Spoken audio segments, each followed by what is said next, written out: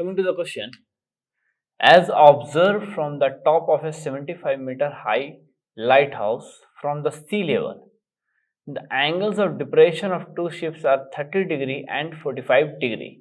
If one ship is exactly behind the other on the same side of the lighthouse, find the distance between the two ships. तो जैसा कि हमें question में दिया हुआ है कि एक लाइट हाउस है जिसकी हाइट कितनी है 75 मीटर, ठीक है, और लाइट हाउस के टॉप से जो एंगल ऑफ डिप्रेशन बन रहा है, सपोज अगर लाइट हाउस के टॉप पे कोई ऑब्जर्वर खड़ा है, अगर वो एक शिप को देख रहा है, सपोज ये पॉइंट पे एक शिप है, ठीक है, तो लाइट हाउस के टॉप से ये जो ऑब्जर्वर है अगर ये शिप को देख रहा है तो इसका जो एंगल ऑफ डिप्रेशन क्रिएट हो रहा है वो कितना हो रहा है 30 डिग्री, ठीक है।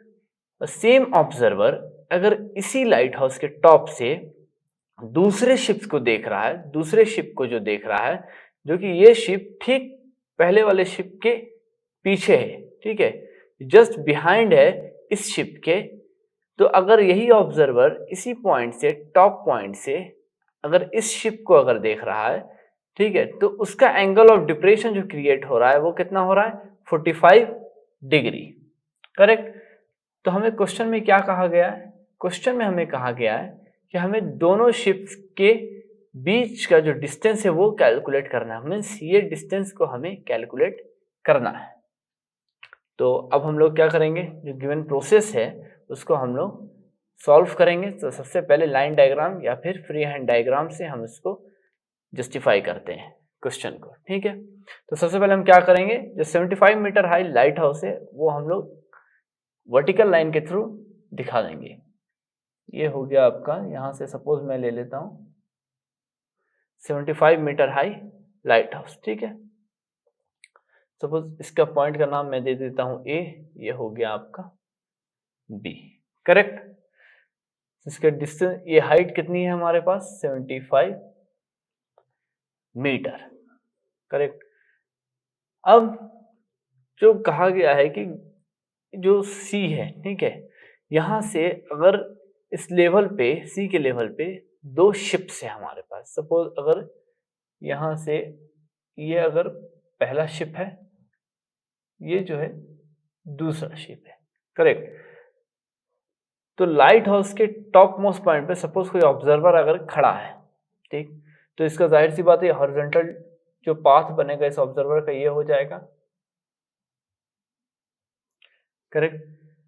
अब ये जो ऑब्जर्वर है ये लाइट हाउस के टॉप मोस्ट पॉइंट पे खड़ा है और यहां से इसने ये जो शिप है ये वाला, ठीक है, इस शिप को इसने जब ऑब्जर्व किया तो एंगल ऑफ डिप्रेशन कितना बन रहा है इसका 30 डिग्री। तो यहां से अगर इस पॉइंट तक अगर हम देखें, सपोज ये पॉइंट जो है यहाँ पे एक शिप है, अगर इस पॉइंट तक अगर हम देखें तो यहाँ पे जो एंगल ऑफ डिप्रेशन क्रिएट हुआ ये टॉप मोस्ट पॉइंट से वो कितना हो रहा है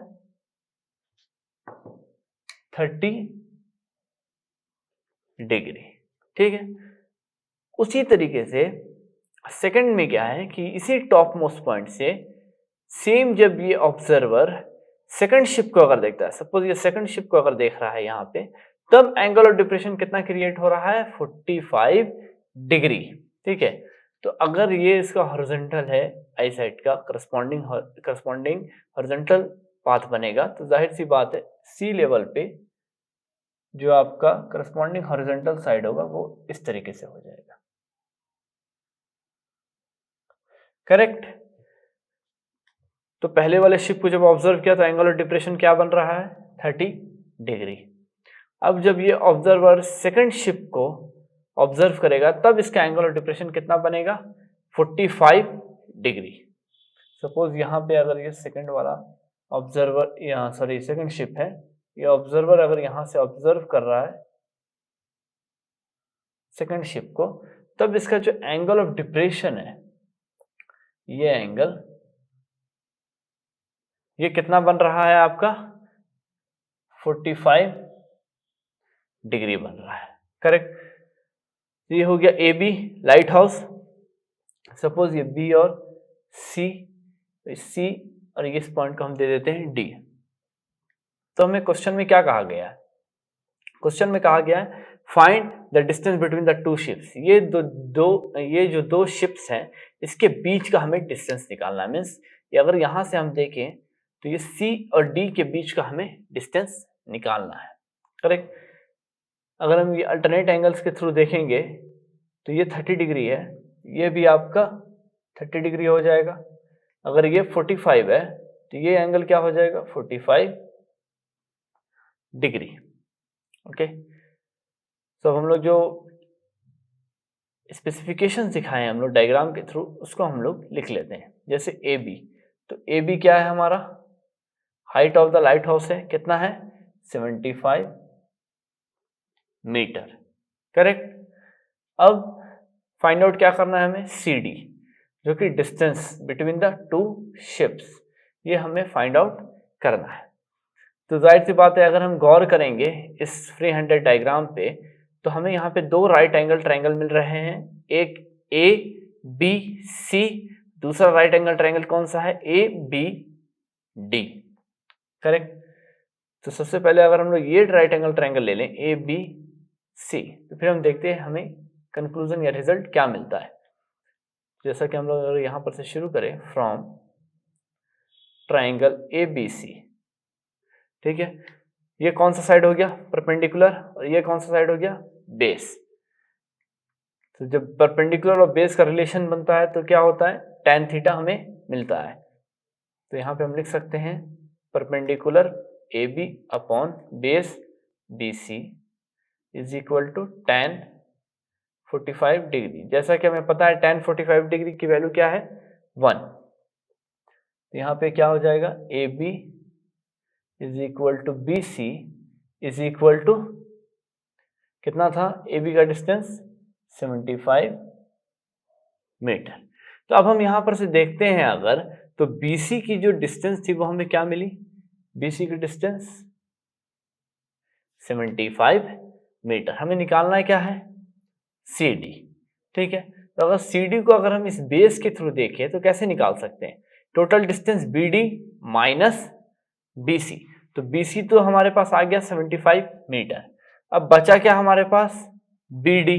तो अगर हम ये राइट एंगल ट्रायंगल यूज करें, ट्रायंगल ABD, तो यहां से हम देख सकते हैं हमें बेस क्या मिलेगा? BD। तो सेकंड जो ट्रायंगल हम लोग यूज करेंगे वो है from right angle triangle ABD perpendicular upon base का ही रिलेशन हम लोग रखेंगे। तो परपेंडिकुलर अपॉन बेस का जो रिलेशन बनता है वो क्या होता है? हमें पता है tan थीटा। ये हो जाएगा आपका AB perpendicular side upon BD, जो कि बेस है हमारा, is equal to tan 30 degree. Correct. अब इसको हम लोग एग्जीक्यूट अगर करें फर्दर तो क्या हो जाएगा? AB की वैल्यू है 75 अपॉन BD की वैल्यू हमें पता नहीं है, is equal tan 30 degree. tan 30 degree का वैल्यू हमें पता है क्या होता है? 1/√3। तो यहां से हमें BD की वैल्यू क्या मिलेगी? BD इज इक्वल टू, अगर क्रॉस मल्टीप्लाई करें तो 75 इंटू √3 मीटर। ठीक है। ये क्या हो जाएगा? ये हमें BD की वैल्यू मिल जाएगी, ये टोटल डिस्टेंस।